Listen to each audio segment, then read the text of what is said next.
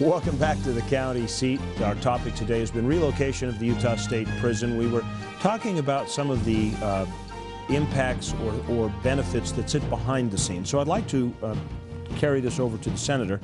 I mean, there's a big cloud of employees and volunteers that follows that prison. And what kind of impacts does that have in relocating it to another county? Well, frankly, the impacts are huge. Tom Patterson, the director, is very concerned about that. When you move this large of an operation, it's really hard to do. Volunteers, you know, most people don't understand, but there's around 1,300 to 1,600 volunteers out there on a regular basis, and this is labor we don't have to pay for. So that's very, very important to the state to have these volunteers there. Plus, it's not just the labor we don't have to pay for. It also is the success of the prisoner being relocated or reassimilated back into society. And that's very, very important, to have these prisoners come back into society functional. Mm-hmm. And so, yeah, volunteerism out there is one of the main things we worry about. Plus, you know, we worry about the employees. You know, our employees are important to us. We put a lot of money into training them. And to move the prison 20, 30 miles, probably not too big a deal. But if we move it 60 or 70 miles, that's a big deal.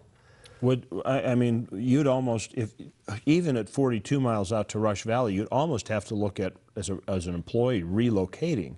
I don't anticipate that prison would move in one fell swoop. I anticipate this move will be done over a period of time.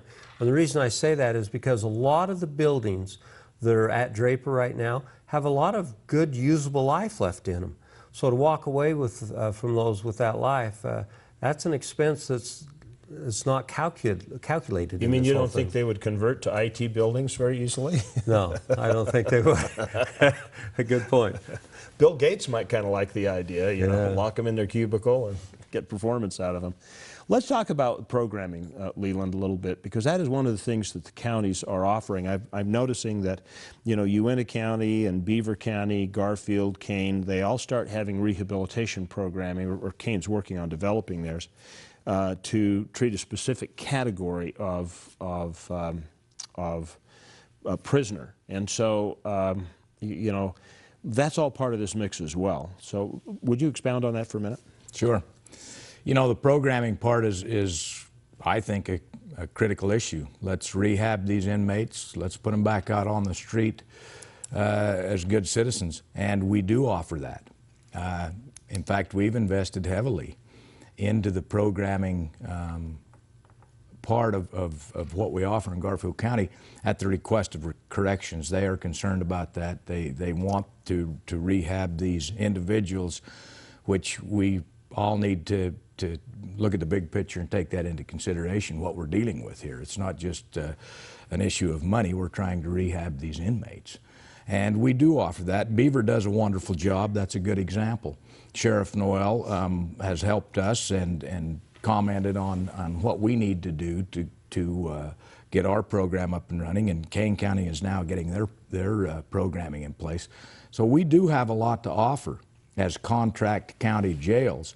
And again, during this process, we're going to expose all that. We're going to bring that forward, and we're going to bring it to the lawmakers so they can make an educated decision and an accurate decision. Okay, very good. We will continue with County Seat and wrap up this conversation. We've got a couple of final questions to discuss about the relocation of the prison and its impacts on the counties, the citizens of the state, the taxes that we pay, and the collaboration between the counties and the state. And we will continue this conversation after we come back from this commercial break. Stay with us.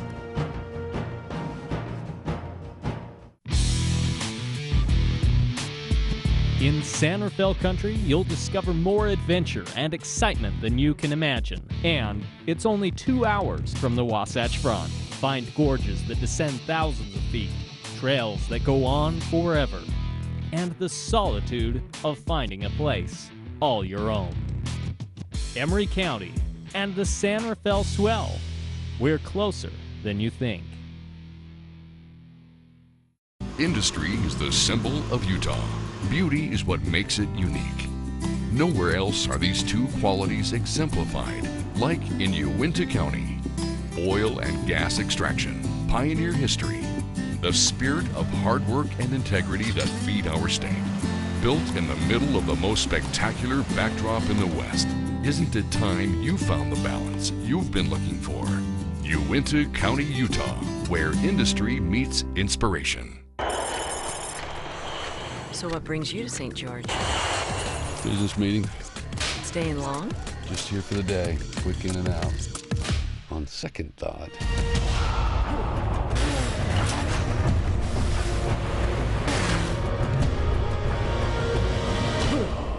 Holy. We'd like to invite you to sit back, relax, and enjoy your 45-minute flight to Salt Lake. I should have booked a weekend.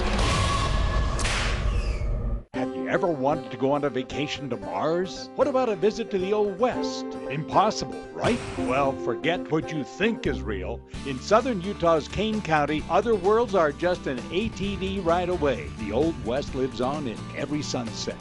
From the downtown streets of Little Hollywood to the vistas that have inspired the world. Never find yourself closer to home and yet farther than you've ever been. Southern Utah's Kane County, where anywhere is possible.